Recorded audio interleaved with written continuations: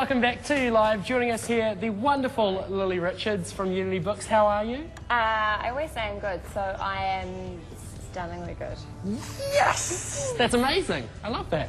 I am amazing. How is the book industry Can't really say today? How is the book industry this week amazing? It's really hard to say. Really it's hard a to big judge. general term. Yeah. We've been good. So you've been good, but then overall, how's... I haven't spoken to the book industry this week. No, I suppose you've got to incorporate the paper industry, the printing industry, the writers, the publishers. You've got to really talk to everyone if you want to get an overall sense of how the entire industry is doing. I really have no interest in that whatsoever. No. Fair enough. Books have been made, people have bought them. This has pleased us. That sort of thing. We are happy with that. We're happy with that. And what have you brought in for us to be happy with this week? Wow. Have you heard of the Inkblot Test before? Yes. I'm familiar with it, but I don't actually know what sort of comes out of it. Yeah. What you're supposed to get from it. Well, so it's quite kind of famous in terms of the fact that it's used and parodied in a lot of places. So it's like all over TV, and it's kind of like the basic psychoanalytical thing that everyone pops up with. Actually, I've got a game in our family batch, which is the Inkblot Test game, and you sort of play it. But it's not in any way psychoanalytically helpful, it's just a game. Okay. Yeah. We'll leave it at that. Yep. Well, so it's been around for a really long time, a little bit like the Exquisite Corpse game has been around, which is where you match different parts of the body. So one person draws the head, the next person draws the torso. Right, yeah. So these are like parlour games that have been around. Same as the Vanity Fair questionnaire, or the Proust questionnaire. Proust did that when he was a kid. Like, these things have kind of been, it's hard to say where they originated from exactly. Yeah. But the most famous is the Rorschach Inkblot Test. And he was a contemporary of Jung, Carl Jung, who's a psychoanalyst and a psychologist. I always get mixed up between those two. Anyway, he was concerned with the mind. Let's put it that way. And so he came up with this Inkblot Test. And so when I say he's a contemporary of Carl Jung and also like Freud and stuff, so that's kind of, so he put it into the space that had already accepted things like word association games. Okay. So I say chicken, and the first word that comes to your mind is hen. Nice. And from that you infer. So these are like kind of diggy. I really enjoy those kind of games. Yeah, they're fun. I used to do them fun. a lot when I was a kid. And that's why it's so good about this. So this is a book called the Redstone Inkblot Test. And if you want to go to Murraycam, it looks... Hey, Murraycam. Looks like that. Now, the Redstone's a publisher. They do a diary as well. They're a really good design company. So they've put out their own Inkblot Test. Okay. And they're quite beautiful. So the original Inkblots were done in black and red by Rorschach. Right. And in like around the 1920s, slightly earlier than that, and then they came out again slightly later. They weren't very well received, and they've been kind of a bit dodgy because it's a bit haphazard. Like, does this actually work? Exactly. What does this mean? Yeah. And so what it essentially is a whole lot of these abstract inkblots, and Rorschach would get his patients to look at them, and depending on what it was that they saw in them, he would then diagnose sort of like latent character traits. Okay. And that would be like things whether or not you're an extrovert, an outgoing person, or an introvert, you're quite quiet and meek. It's not kind of broadly used to discover much else, although it apparently has been quite helpful with schizophrenics. And is it still used today? Not in any kind of in-depth way. I think this is really coming out more as like a parlour trick. Okay. And that's what's so good about this, because it's got a history of it, and it's used a lot in pop culture. So it's on like the Drew Carey show. It's the inspiration behind the Niles Barkley Crazy song, that music video clip. Yeah. There's also artists as well who have been inspired by it.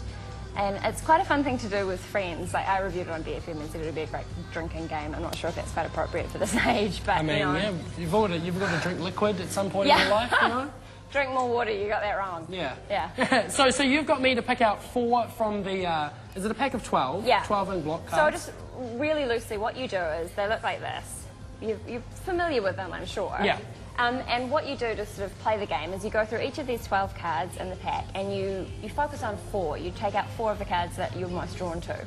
And then out of that 4, you pick 1 that you're most sort of, that just kind of, strikes you as particular in some way. And then what you do is you sort of say to someone else what it is that you see in that card. And on the back of the cards are various interpretations, and you can figure out what you saw, what that means about you. Yeah. So I've picked 4. Let's play a music video. When we come back, we'll do this live on air. It's kind of like, this is going to be great. It reminds me I get like tarot card reading vibes. Yeah. A little bit. You know? It's a lot of pressure. I always find it, well, I have to say something really creative, otherwise they'll think I'm a real intro. Yeah. So it's not too creative, exactly. But you on the back of the card. So what I reckon we should do is, if you are tuned in at on Facebook, at the Facebook application, then head along there and make sure you click on View Show, and then you can see this camera. We'll hold up a few of the ink blots for you, and you can, have a look and tell us what you see. Yeah, and I can tell you, I can diagnose you. Yeah, exactly. So make sure if you're not already there, head along, join in, let yourself into the application, and we'll see what's going on inside your brain there, mate. While we play a little bit of Black Keys. Lonely Boy. Yep. Enjoy. 4 out of 12. Right. Now I'm going to pick one. And I'm going to go with... And then he's going to tell us what he sees in them. I think I really like this one. This one? Yeah. All right. Oh, okay. That's sort of... Interesting. Yeah. What do you... Can we have a close-up look at this one? Don't look at so I see in that, like a skeleton body. Yeah. Like, and those are like the red parts, like the muscles. You know? I also see like a African-American, like a Indian, Indian American, like a Indian headdress. Yeah. Yep. I see some sort of animal, like a bird. Yeah, like a bird in there at the top. Okay. And also like a snap out of a chicken, when you the chest bone. I was going to say like a locust or some kind of a museum. It looks like it's an insect in a museum. We're not doing you though, are we? An insect. So, Connor. Does the colours have anything to do with it? No. Okay. So you got the first two actually do apply to you. The first one on this card says it's an anatomical image or an X-ray of a chest. Right, yeah. Which is what you said. Yeah. Now, if you see this, things are welling up inside you that you want to express, but all things considered, you prefer to suffer in silence and not rock the boat. You find it hard to say no in general. It's always easy to say awesome. No, it says yes. As the German artist Thomas Schutt has pointed out, because you don't have to explain a yes. Oh. Wow. Yes, no one goes, why? You just go, yes. Yeah. Good. Okay. All right, and also something with long ears, a bat, a rabbit, a jackal-headed god like Anubis, or a moth or a butterfly, which is also the end bit what you saw. You're very emotional, feel things very deeply, and have an acute sense of responsibility and concern for others. It is one of the reasons you are greatly loved. It is also one of the reasons you don't ask for what you need more. The consequences can often be painful, and you can mess up badly because you've said, oh, I'll be fine, but you kick yourself every time. Wow.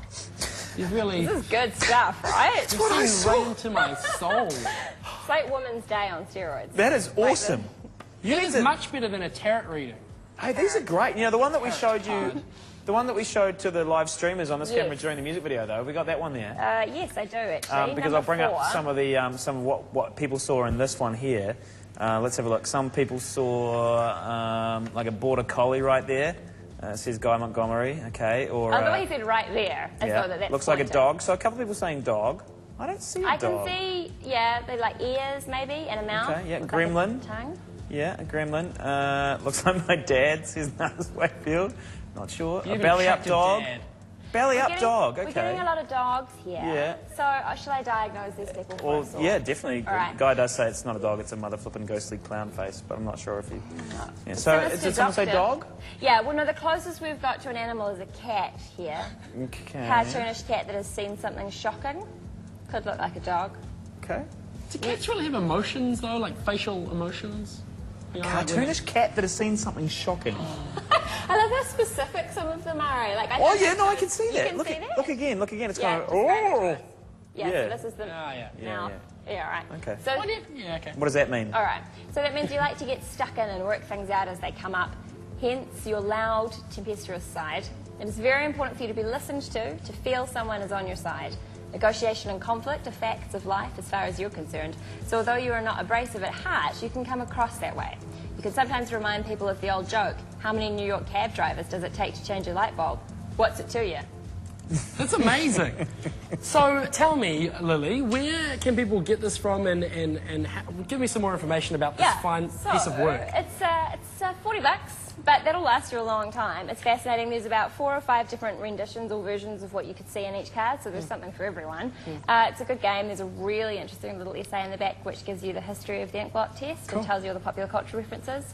Yeah, $40. It's at our store. We've ordered in about 4 or 5 because I've jumped on this bandwagon. It's 2010, so it might not be any place else, but they're more likely to be able to order it for you. Amazing. Yeah. And Unity Books is, of course, in Auckland and Wellington. 19 High Street in Auckland and 57 Wells Street. 57? Willis Street at least, in Wellington. Willis Street in Wellington. Amazing. Lily, thank you for coming in. It's always a pleasure. And that was a wonderful little book. I could totally see that being a heck of a lot of fun at the party. Like, Yeah, it's really good. even just on a, you know, like you say, at a batch or something, like, you would be perfect. It's better than Monopoly or like... Exactly. I don't know. Who doesn't like finding out about themselves? Exactly. It's awesome. And dinner parties as well. Yeah. If you fear a dinner party is going to be slightly boring, just take this along. Yeah, I don't know amazing. what's coming, but we'll play this game. Lily, have a good week and look You after too. the book industry for us. I will. I'll take good care of Yeah, it. keep it safe. Yeah. Right now we're going to play a little bit of Calvin Harris, a track called Feels So Close.